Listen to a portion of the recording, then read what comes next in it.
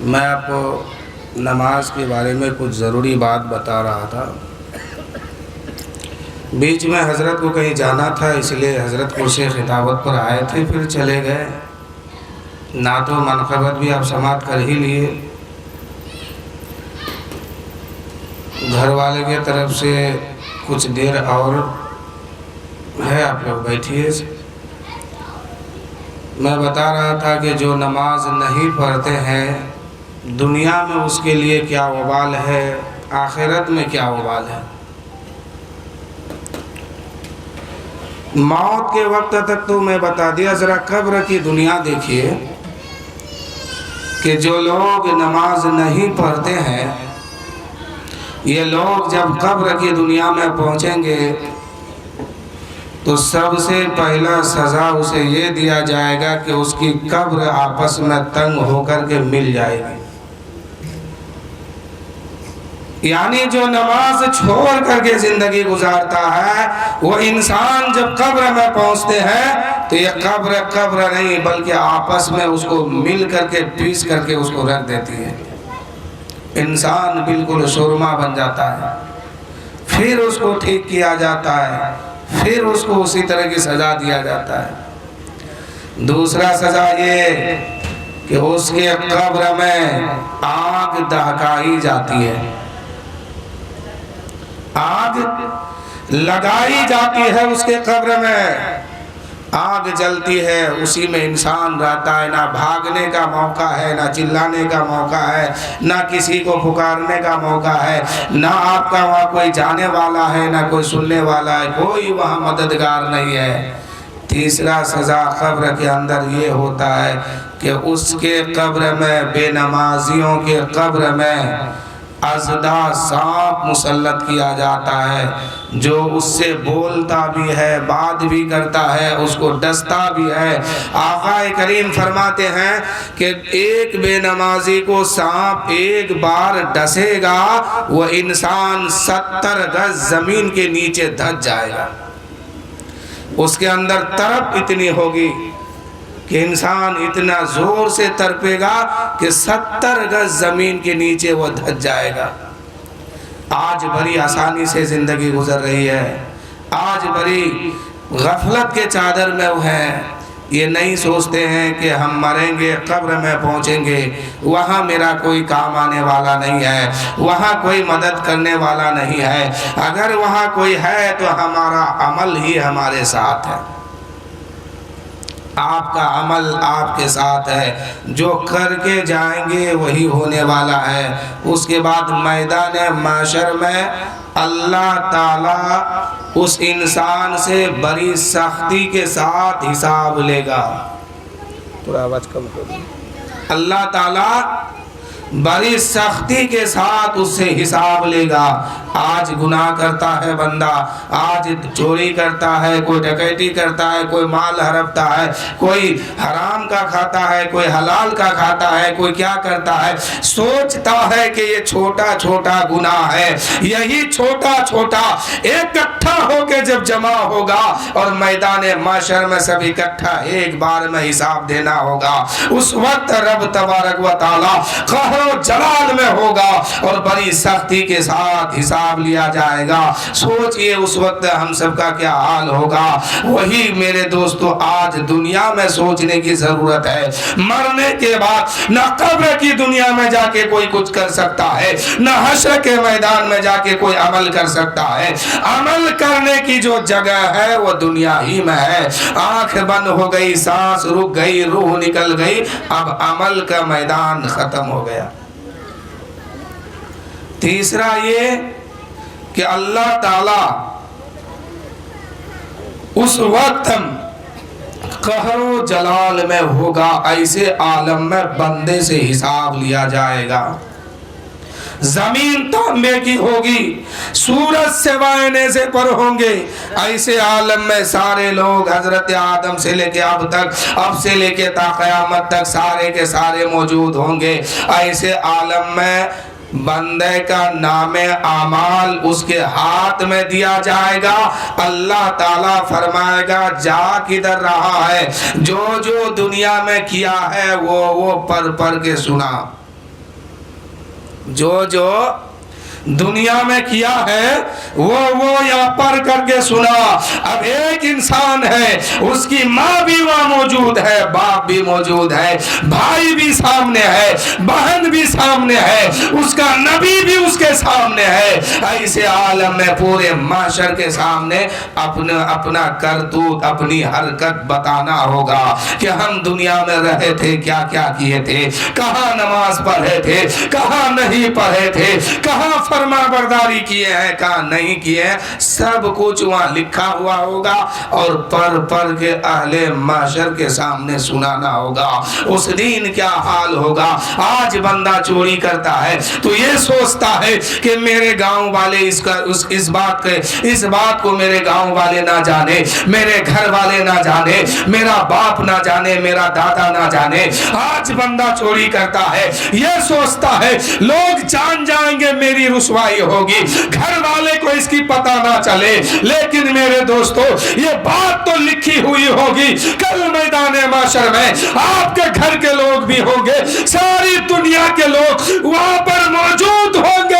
ऐसे आलम में एक इंसान अपना अमल पढ़ के सुनाएगा, किसको गाली दिया था, किसको मारा था, किसकी जमीन हड़पी थी, किसको नाहक सताया था, किसको तकलीफ पहुंचाया था, कहां हराम का खाया है, कहां हलाल का खाया है, किसके मालो दौलत को हड़प के आया है। ये सारी बात वहां लिख के आपको पढ़ के सुनाना होगा, हमको सुनाना होगा, सबको सुनाना होगा। सारे लोग वहां मौजूद होंगे। आज किसी को गाली देते हैं, किसी की गीबत करते हैं, किसी की चुगली करते हैं। अगर किसी की गीबत और चुगली किया जाए और चुगली जिसकी खाया और जिसकी गीबत और बुराई किया, इस शख्स को अगर मालूम हो जाए और उसको माफ भी कर दे तो अल्लाह ताला उस इंसान को, यानी चुगलखोरों को, गीबत करने वाले को, दूसरे की बुराई करने वाले को उस वक्त तक जन्नत नहीं देगा जब तक के पूरे अहले माशर, यानी जितने लोग जन्नत में जाने वाला होगा वो सब के सब चले जाएंगे, तब एक चुगलखोर को जन्नत में जाने का मौका दिया जाएगा। क्या समझे? आज चाहे औरत हो या मर्द हो, एक से दो अगर बैठ जाते हैं तो कभी इसकी बुराई, कभी उसकी बेहयाई, कभी इसके बारे में खिलाफ, कभी उसके बारे में खिलाफ, इसी को तो गीबत और चुगली कहते हैं। आका करीम फरमाते हैं जिसकी तुमने बुराई की और उसको पता चल जाए और तुम्हें माफ भी वो कर दे तो जन्नत में तुम सबसे आखिर में जाओगे। कौन? एक दूसरे की बुराई अगर किसी ने किया और जिसकी किया उसको पता चले या ना चले, अगर चले माफ हो जाए और वो माफ भी कर दे उसको, तो ये शख्स जिसने चुगली किया, गीबत किया, बुराई किया, ये सबसे आखिर में जन्नत में जाएगा। और अगर माफ ना किया, मालूम नहीं है कि इसने हमें गाली दिया, मेरी बुराई की, तो वहां तो मैदान माशर कायम होगा, पर्चा सामने होगा, रब कहेगा जा किधर रहा है, फरिश्तों की निगरानी होगी। ऐसे आलम में बंदा सब कुछ पढ़ के सुनाएगा, हमने फला दिन फला आदमी को गाली दिया था, फला दिन फला आदमी की बुराई किया था, फला दिन फला आदमी की चुगलखोरी किया था, फला दिन फला आदमी को मारा था, सताया था, तकलीफ पहुंचाया था। सारी बात लिखी हुई होगी, वहां पढ़ के सुनाना होगा। इमाम सुफियान सौरी रहमतुल्लाह अलैह है, ये बहुत रोया करते थे और बहुत पायदार के बुजुर्ग थे। ये अल्लाह का खौफ से बहुत रोते थे। किसी ने कहा इमाम सुफियान सौरी, आप इतना क्यों रोते हो? क्या तुम अपनी गुनाहों को याद करके रोते हो? इमाम सुफियान ने कहा खबरदार, चुप हो जाओ, मेरे पास इतना गुनाह नहीं है जो मैं अपने गुनाहों को देख करके रोऊं या उसको सोच के रोऊं। अरे मेरे गुनाह की इतनी भी حیثیت نہیں ہے جو جتنی زمین کے اندر کنکر اور پتھر ہے اس کے برابر بھی کوئی حیثیت نہیں ہے. ہم اپنے گناہوں کو یاد کر کے نہیں روتے ہیں بلکہ ہم تو روتے اس بات پر ہیں کہ میری موت جو ہوگی ایمان کی حالت پر ہوگی یا کفر کی حالت پر ہوگی, کیسے ہوگی میں اس حال پہ رو رہا ہوں. ان کا استاذ جب سنتے تھے کہ فلاں آدمی انتقال کیے, فلاں آدمی انتقال کیے, کسی کی موت کی خبر سنتے تھے, یہ زاروں قطار رویا کرتے تھے. اور ان کے استاذ کا حال یہ تھا کہ 50 سال مسجد کے چھت کے اندر گزارے ہیں, 50 سال تک انہوں نے سورج کو نہیں دیکھا ہے, چاند کو بھی نہیں دیکھا ہے, آسمان کو بھی نہیں دیکھا ہے, بادل کو بھی نہیں دیکھا ہے. 50 سال تک یہ مسجد کے اندر ہی گزار دیا ہے. لیکن جب کسی کی خبر ملتی فلاں آدمی انتقال کر گئے, فلاں آدمی مر گئے, یہ شخص روتے روتے بے ہوش ہو جاتے تھے. کسی نے پوچھا آپ اتنے بڑے محدث ہیں, اتنے بڑے مفتی ہے, اتنے بڑے عالم دین ہے, پھر اتنا رویا کیوں کرتے ہیں؟ اس نے کہا میں رو اس لیے رہا ہوں, پتا نہیں میری موت جو ہوگی وہ کس حال پر ہوگی, ایمان کی حالت میں موت ہوگی کہ کفر کی حالت پر ہوگی. کسی نے کہا آپ تو اتنے بڑے محدث ہیں, کسی نے کہا آپ تو اتنے بڑے عالم دین ہیں, اتنے بڑے پہنچے ہوئے ہیں, اللہ کا نیک بندہ ہے, اللہ کا ولی ہے, پھر آپ یہ بات کیوں کہتے ہیں؟ حضرت امام سفیان ثوری کے استاذ محترم نے کہا یہی تو رب کی شان ہے, یہی تو رب کی شان ہے, وہ بے نیاز ہے. پتا نہیں کس کو کس حال میں موت دے گا, پتا نہیں مجھے موت جب آئے گی اس وقت ہم ایمان کی حالت پر ہوں گے کہ کفر کی حالت میں ہوں گے. ہم نے آپ نے کبھی سوچا کہ ہماری موت ہوگی تو کس حال پر ہوگی؟ غوث اعظم رضی اللہ تعالیٰ عنہ ارشاد فرماتے ہیں مجھے ڈر لگتا ہے ان لوگوں سے جو لوگ آخرت کو بھول بیٹھے ہیں, دین کے فرائض کو انجام نہیں دیتے ہیں اور موت کی حالت کو دیکھ کر کے ایمان پہ مرنا نہیں چاہتے ہیں, اس وقت کی فکر نہیں کرتے ہیں. ایسے لوگوں سے غوث اعظم فرماتے ہیں کہ مجھے ڈر لگتا ہے کہ کہیں ایسا نہ ہو کہ اس کی موت کفر کی حالت میں ہو. یہ کہنے والا کون ہے؟ غوث اعظم ہے, جن کے نام سے 11ویں کا فاتحہ کرتے ہیں, جن کے نام سے آج محفل سجایا ہے, جن کے نام سے ہم سب یہاں اکٹھا ہوئے ہیں. ان کا کہنا ہے کہ جو لوگ آخرت کی فکر نہیں کرتے ہیں, موت کے وقت یہ نہیں سوچتے ہیں کہ میری موت ہوگی تو ایمان کی حالت میں ہوگی کہ کفر کی حالت میں ہوگی, ایسے لوگوں سے مجھے ڈر لگتا ہے کہ کہیں ایسا نہ ہو کہ اس کی موت کفر کی حالت میں ہو. ذرا ہم لوگ اپنے اندر دیکھیے تو صحیح کہ ہم لوگ کتنا ڈرے ہوئے ہیں. نہ ہمیں موت سے ڈر لگتا ہے, نہ قبر کی دنیا سے ڈر لگتا ہے, نہ میدان محشر سے ڈر لگتا ہے. ہم تو لگتا ہے ایسا کہ ہم تو بخشائے ہوئے فقیر ہیں. جنت ہمارے باپ اور دادا کی میراث ہے, یہی نہ سوچ کے بیٹھے ہیں. تو مسلمانوں غور سے سنو, نہ کسی کو چہرہ دیکھ کے جنت دیا جائے گا, نہ خاندان دیکھ کے جنت ملے گی, نہ نسب حسب دیکھ کر کے جنت ملے گی, نہ شکل و صورت دیکھ کر کے جنت ملے گی. جنت ملے گی تو عمل اور محبت کے بنیاد پر جنت ملے گی, رب کی فرما برداری کے بنیاد پر جنت ملے گی. امام سفیان ثوری کہتے ہیں کہ جب میرے استاذ نے کہا کہ پتہ نہیں کس حال میں موت آئے گی, یہ جملہ سنتے ہی میرے جسم کی ساری ہڈیاں ٹوٹ کر کے رہ گئی. اور جب میری ہڈیاں ٹوٹ رہی تھی اللہ کے خوف سے, تو لوگوں نے سنا کہ میرے جسم کے اندر سے کر کر کر کر کر کر کی آواز آ رہی ہے. امام سفیان ثوری جو ہے جوانی کے عالم میں آسا لے کے چلتے تھے کیونکہ ان کے بدن کی ہڈیاں ٹوٹ گئی تھی اللہ کے خوف سے.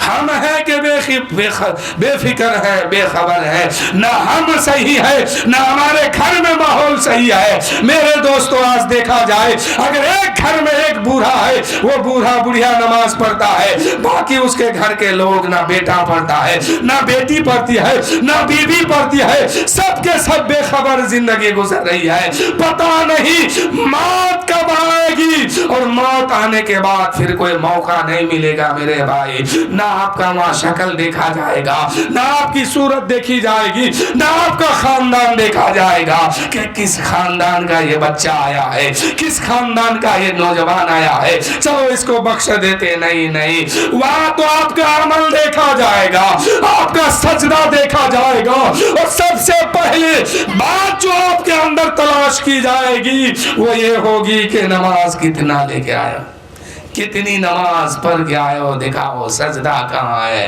क्या दिखाएंगे कि जुमा की 2 रकात नमाज है, हफ्ता हफ्ता है, ईद ईद है, बकरा ईद है, रब कहेगा पंजगाना दिखाओ।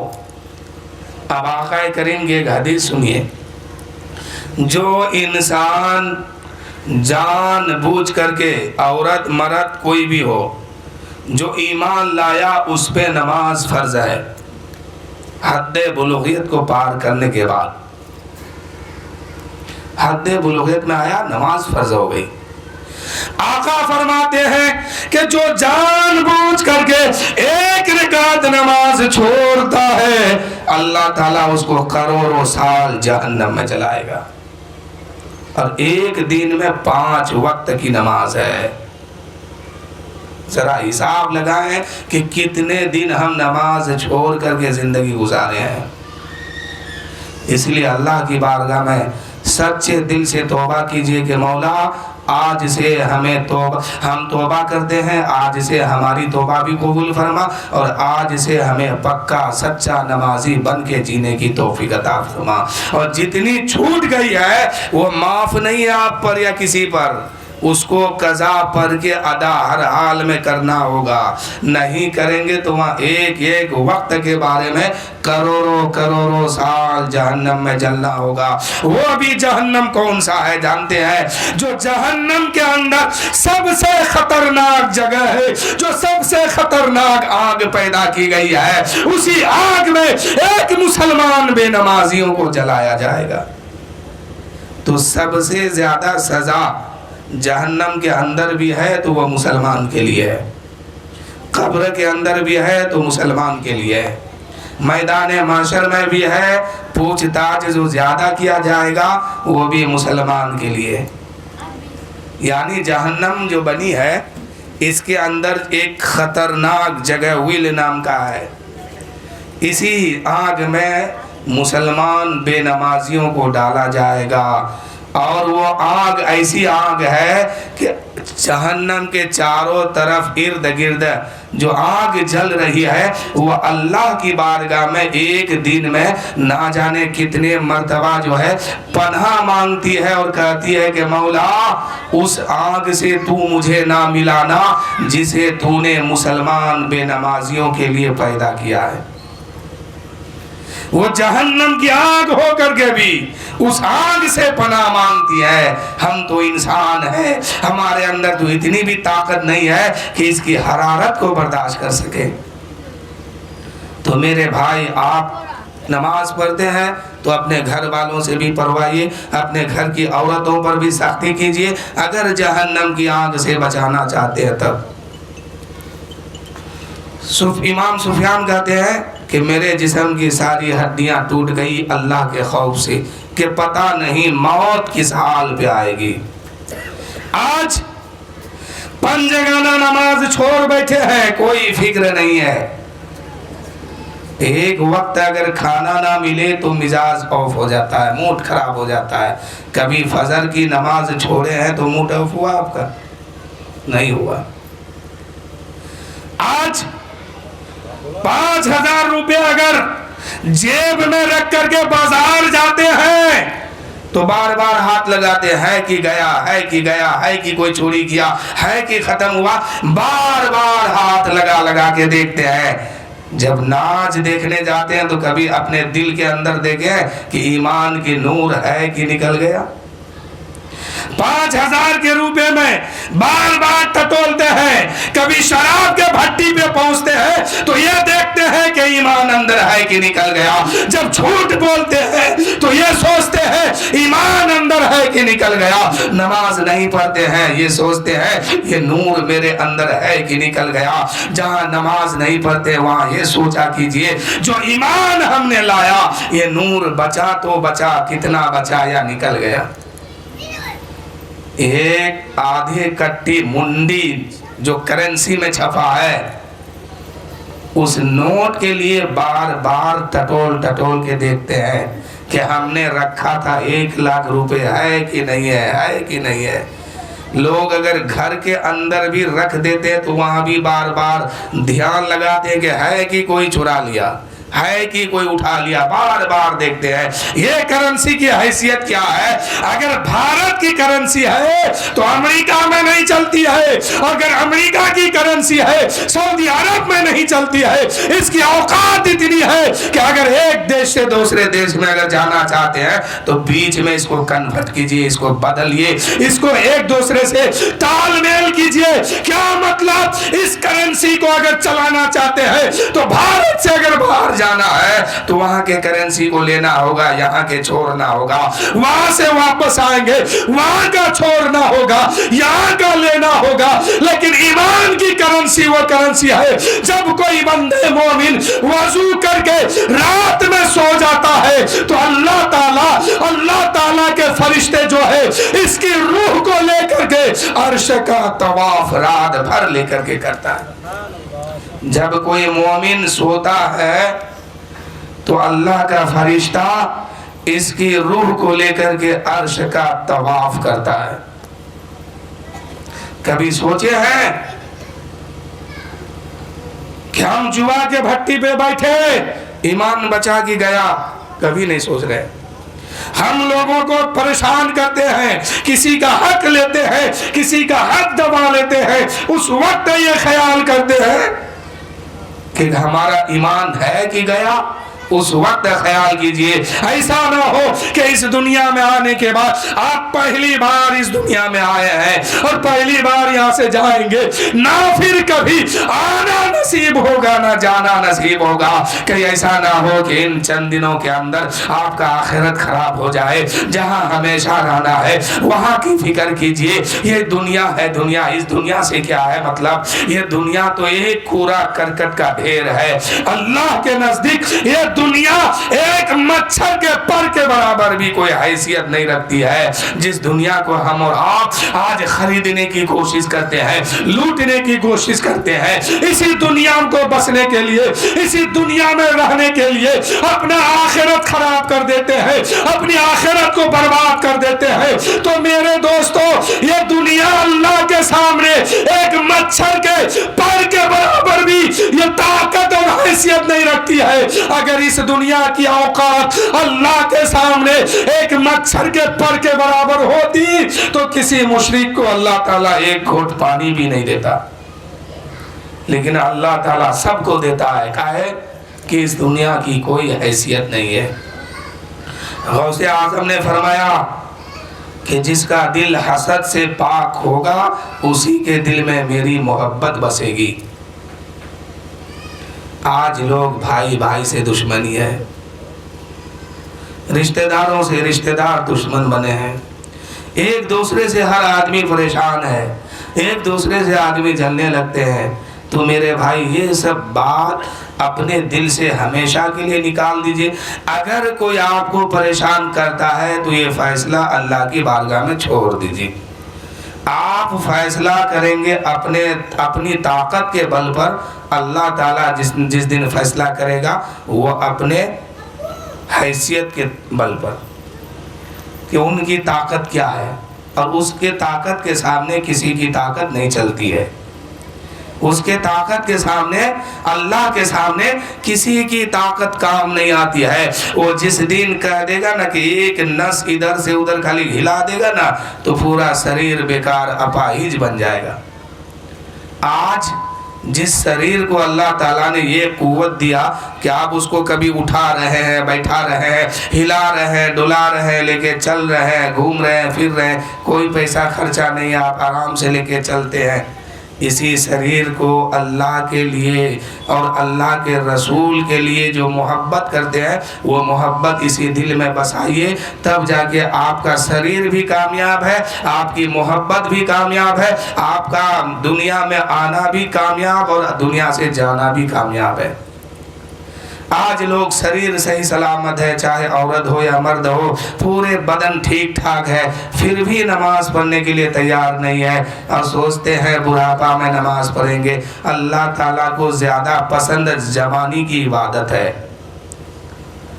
بڑھاپے میں کیا عبادت کریں گے؟ اگر ایک نس ادھر سے ادھر ہو گیا نہ صحیح سے سجدہ کر پائیں گے، نہ صحیح سے بیٹھ پائیں گے، نہ صحیح سے کھڑا ہو پائیں گے، عبادت کیا کریں گے؟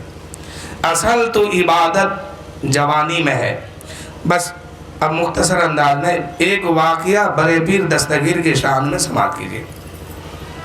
ایک شخص جو ہے حضرت غوث پاک کی بارگاہ میں آیا اور کہنے لگا حضور آپ ہمیں مرید کر لیجئے۔ غوث پاک نے فرمایا ہاتھ بڑھاؤ میں تمہیں مرید کر رہا ہوں۔ ہاتھ میں ہاتھ دیا۔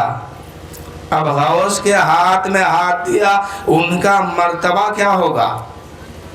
غوث پاک نے توبہ کرائی اور فرمایا کہ کہو کہ آج سے میں جھوٹ نہیں بولوں گا، کہا آج سے میں جھوٹ نہیں بولوں گا، کہا آج سے میں غلط کام نہیں کروں گا، کہا آج سے میں غلط کام نہیں کروں گا، کہا آج سے میں کسی کو ماروں گا نہیں، پیٹوں گا نہیں، کسی کی چغلی نہیں کروں گا، کہا حضور سب منظور ہے۔ جب غوث پاک پہنچے کہ آج سے شراب نہیں پیوں گا کہو، کیونکہ غوث پاک جانتے تھے کہ یہ آنے والا سامنے جو بیٹھا ہے نا یہ شراب کا عادی ہے۔ کہا کہ اے شخص کہو، غوث پاک نے فرمایا کہو آج سے شراب نہیں پیوں گا۔ اس نے ہاتھ کھینچ لیا، کہا حضور یہ بات رہنے دیجئے، میں آپ کی ساری شرطوں کو ماننے کے لیے تیار ہوں اور بس مجھے آپ شراب پینے کی اجازت دے دیجئے۔ غوث پاک نے فرمایا یہ حرام ہے، یہ حرام ہے، اس سے تمہیں توبہ کرنا ہوگا۔ کہا کہ نہیں میں توبہ نہیں کروں گا، آپ کو مرید کرانا ہے تو کیجئے نہیں تو ہم چلتے ہیں۔ غوث پاک نے فرمایا اچھا آج تک تو میرے دربار سے یوں ہی کوئی خالی گیا نہیں، اب تو کہتا ہے کہ کرنا ہے تو کرنا تو ہم چلتے ہیں۔ تو کہا لے میں تیری شرط تو نہیں مانتا ہوں اس لیے کہ یہ شرط حرام ہے، شراب پینا حرام ہے، میں اس بات کو اجازت تو نہیں دیتا ہوں، لیکن میں تمہیں ایک بات کہنا چاہتا ہوں، اگر تم مان لو تو میں آگے تمہیں بتاؤں گا۔ کہا کہ ہاں بتائیے۔ کہا کہ ٹھیک ہے تم شراب پینا، میں تیری شرط کو نہیں مانتا ہوں۔ غوث پاک نے نہیں مانا، کہا صرف اجازت دی کہ تم پینا، لیکن میری ایک شرط ہے کہ جب بھی شراب پینا تو مجھ سے چھپ کر کے پینا۔ غوث پاک نے کیا کہا کہ مجھ سے چھپا کے پینا، مجھے دکھا کے مت پینا۔ اس نے کہا حضور شرط منظور ہے، آپ میری یہ بات مان لیجئے، ہم آپ کی وہ بات مان لیتے ہیں۔ کہا کہ ٹھیک ہے۔ غوث پاک نے مرید کیا، مرید کرنے کے بعد وہ شخص اپنا گھر گیا، مرید ہونے کے بعد گھر میں گیا ہے تو کیا دیکھتا ہے اس کے گھر کے لوگ کیا دیکھتے ہیں کہ واہ اچانک ایک شرابی سدھر گیا، اچانک ایک شرابی سنبھل گیا اور نماز میں کھڑے ہو گئے، اللہ اکبر کہا کہ نماز شروع کر دی۔ کبھی اذان دیتے ہیں، کبھی نماز پڑھتے ہیں، کبھی روزہ رکھتے ہیں، کبھی عبادت میں مشغول ہو گئے۔ گھر کے لوگ تو بہت خوشی منائے کہ اللہ کا کرم ہوا، اس نے تو سچے دل سے توبہ کیا ہے اور یہ سدھر گیا ہے۔ ایک دن دل نے کہا کہ ارے بڑے پیر نے تو اجازت دی تھی کہ شراب پینا تو میرے سامنے مت پینا، چھپا کے پینا۔ یہ کیا کیا، بازار گیا، جا کر کے مے خانے میں پہنچا، شراب کا بوتل خریدا، شراب خریدنے کے بعد جیب میں ڈالا، چھپایا، گھر لے کر کے آیا، آ ہی رہا تھا کہ راستے میں رات ہو گئی، اندھیرا چھایا۔ اس نے کیا کیا، چادر ٹانا، وہیں بیٹھا اور شراب کا ڈھکن کھولا، کیونکہ بے چینی تھا، اندر پریشان ہے اندر سے۔ کہا کہ اب میں گھر نہیں جاؤں گا, یہیں پیوں گا. ڈھکن کھولا, جو ہی منہ کے قریب کیا, آواز آتی ہے, اے نادان, کیا تو اپنے پیر کا وعدہ بھول گیا؟ تیرے پیر نے کہا تھا کہ پینا مگر میرے سامنے مت پینا. نظر اٹھا کے دیکھ, تیرا پیر تیرے سامنے ہے. دیکھا تو غوث پاک کا جلوہ نظر آیا. شراب کا بوتل پھینکا اور وہاں سے دوڑتے ہوئے گھر آیا. اب سوچا کہ گھر والے کو جگاؤں گا نہیں, کسی طرح گھر میں گھسا اور جا کے سو گیا. بیوی پوچھ رہی تھی کیا ہوا؟ کہا کچھ نہیں, تم چپ چاپ مار کے سو جاؤ, آج میں چوری میں پکڑا گیا ہوں. صبح ہوئی, گھر والوں نے پوچھا کیا ہوا تھا؟